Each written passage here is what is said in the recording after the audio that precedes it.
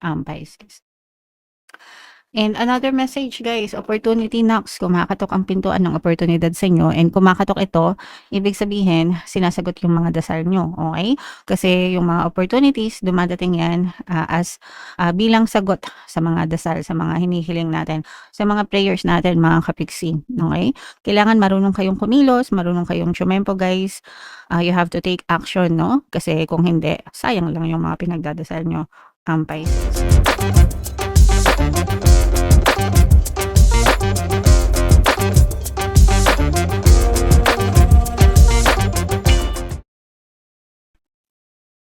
Hello guys, hello Pisces, welcome back to Pinoy Pixie Tarot. Ang pamagat ng episode natin for tonight is message from the universe para ngayong April to May guys, para sa Pisces, Sun, Moon, Rising Sign, and Venus. Kung ano lang yung makaresonate sa inyo guys, take that message kasi iba-iba naman kayo ng mensahe. So ilatag muna natin yung spread nyo mga kapiksi. Okay, so yung first message for you Pisces, vacation guys, saktong-sakto, simula na ng summer, tag-init na guys, no? And bakasyon na rin yung mga bata sa eskwelahan. So take time for relaxation and adventure. So kung may time kayo na makapagbakasyon, mga kapiksi, gawin nyo yan para makapag-relax, para recharge, reset kayo ng inyong energy mga kapiksi. Paminsan-minsan kailangan natin to guys para makadisconnect, makapagpahinga tayo, and magagamit natin yon para mas maging productive tayo, di ba? Makapagpahinga para makalayo-layo ng konti sa stress mga kapiksi, and syempre kailangan nating enjoyin ang buhay guys, okay? Alright, so yan yung first message para sa inyo, Pisces. Another message, ito yung mga new beginnings, bagong simula guys, no? Begin your new life. Ito guys, you have to understand na everyday na gumigising kayo is binibigyan kayo ng chance ni universe to live the life that you want. So make sure na ang focus ng attention nyo is dun sa mga bagay na gusto nyong makamit, mga kapiksi, no? So, remember guys, what you are not changing, you're choosing. Kung ano yung hindi mo binabago, yun yung pinipili mo sa buhay mo. So, kung hindi mo binabago yung isip mo tungkol sa kahirapan, tungkol sa pighati, tungkol sa kasawian, ibig sabihin you are choosing it, pinipili mo yon, okay? Pero kung pagising nyo, pinipili nyo agad yung kasaganaan, kasiyahan, kapayapaan sa buhay nyo, sa isip nyo guys, ibig sabihin you're choosing it, you're focusing on it guys, and therefore pwedeng magbago yung buhay mo, and kung ano yung fino-focus ng attention mo, yun din yung may experience mo sa buhay. Okay? So, new beginnings, anong new beginning ang gusto mong simulan? Kapiksi, comment down below kung ano yung bagong simula na gusto mong ma-experience sa buhay nyo guys. Comment down below mga kapiksi. Another message for Pisces guys, this is animal bond. This will not resonate with all, pero mas magre-resonate ito guys dun sa mga kapiksi natin na may mga pets, may mga alaga, no? Mga nag-aalaga ng hayop, mga kapiksi. Stand up for all animals. Kailangan nating itrato ng maayos yung mga alaga natin the way we want to be treated, no? Kapag inalagaan nyo yan, you should consider that already as a family, mga kapiksi, no? And kailangan yung alagaan ng maayos, and you have to speak up for them. Mga kapiksi, wag nyong mamaltratuhin guys, kasi merong iba na nag-aalaga pero hindi inaalagaan, no? Or may mga alaga sila, may mga pet sila, pero hindi nila inaalagaan ng maayos, mga kapiksi. And yung next message guys, invite serendipity, invite destiny sa buhay nyo. Kung ano yung tadhana nyo, kung ano yung feeling nyo na gusto nyo maging tadhana, i-invite nyo sa buhay nyo. You make it happen, mga kapiksi, by focusing your thoughts, no?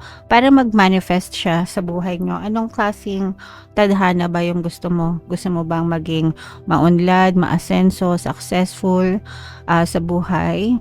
mapayapa, tahimik, o gusto mo ba ng magulo, puro away, puro pighati, puro kahirapan, ganyan. You have to understand, we are always manifesting. Lagi tayo nagma-manifest, guys. Okay? And it doesn't matter kung positive or negative yung namamanifest natin. But the rule of thumb is kung ano yung focus ng attention mo, yun din yung namamanifest mo. Kahit ayaw mo. Okay?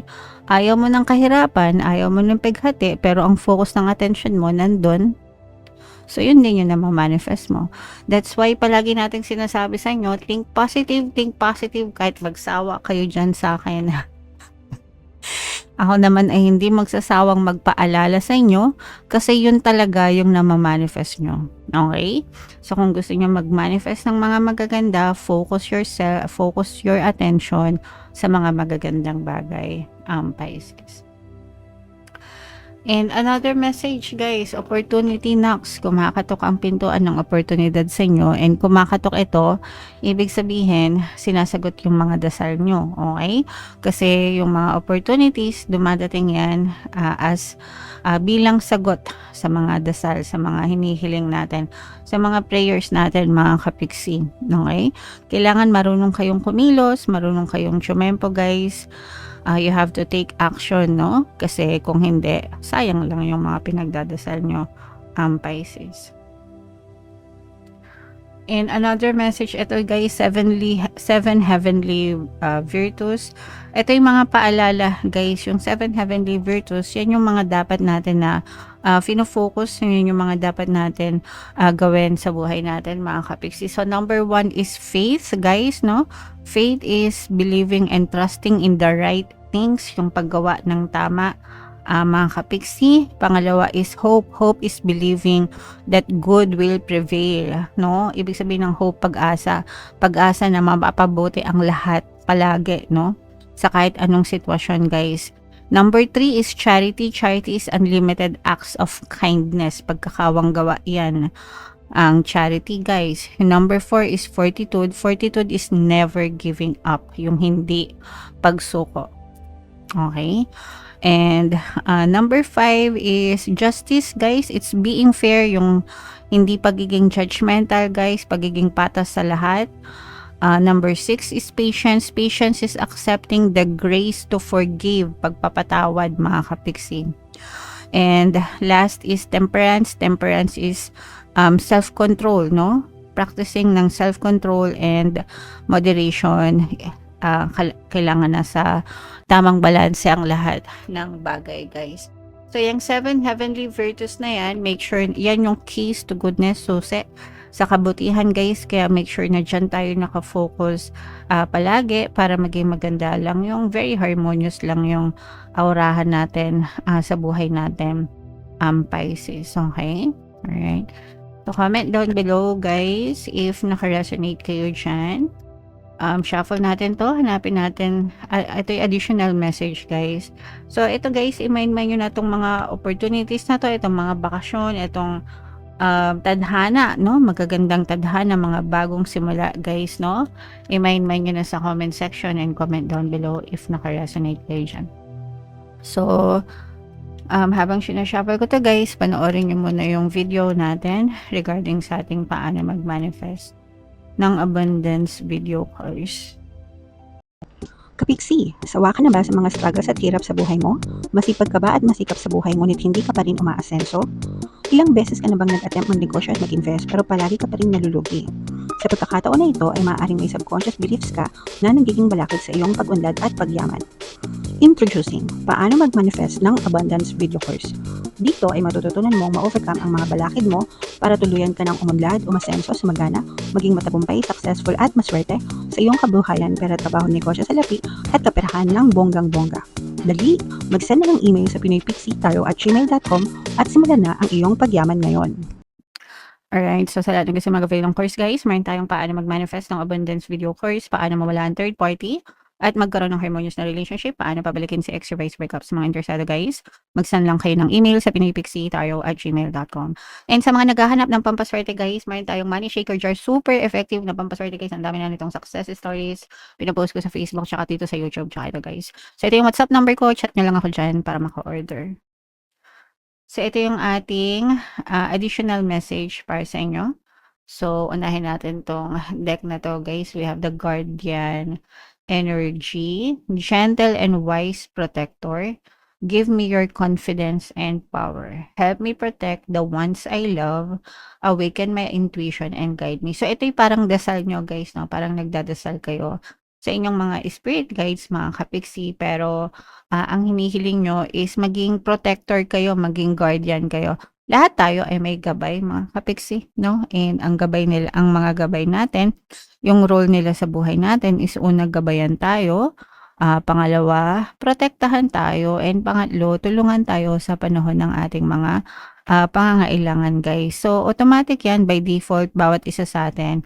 We are always safe and we are always protected, guys. Basta palagi tayong magdasal, okay? And ikaw bilang ikaw ay isang responsableng tao, no? Talagang tumutulong ka na protektahan and gabayan din ang mga mahal mo sa buhay, mga kapiksi mo. So, tama lang yan guys, lahat tayo dapat ganyan. Palaging pinoprotektahan at inaalagaan ang ating mga mahal sa buhay, mga kapiksi. And another message guys, ito naman ay sa love, sa pag-ibig guys, huwag padalos-dalos sa pagdedesisyon. Baka pagsisihan mo ito. Sa pagdating sa love guys, kailangan huwag kayong padalos-dalos. Isipin nyo munang mabuti lahat ng mga bibitawan yung salita, yung communication nyo with your partner or specific person, yung mga kilos nyo, yung mga gawa nyo, no? Kasi baka magkamali kayo guys sa pagdedesisyon nyo, pagsisihan nyo ang huli sa dulo. Mga kapiksi. So, kahit saang bagay naman, hindi lang sa pag-ibig, mga kapiksi, kailangan palagi tayong nag-iisip bago tayo magdesisyon. Pero, syempre, since this is a love message, ang focus nito ay sa pag-ibig, mga kapiksi. Okay? Sabi nga nila, di ba, nasa dulo, nasa huli ang pagsisisi. So, wag kayong gagawa ng mga bagay na pagsisisihan nyo sa bandang huli, Pisces. Okay? Okay. So, comment down below guys if feeling nyo naka-resonate kayo dyan. And for more tarot readings, guys, ito yung playlist nyo. Ito naman yung ating success stories ng paano mag-manifest ng abundance video course. Panoorin nyo itong video natin guys about money shaker jars. Thank you for liking, sharing, and subscribing. See you next time guys. I love you all. Have a nice day. Bye-bye.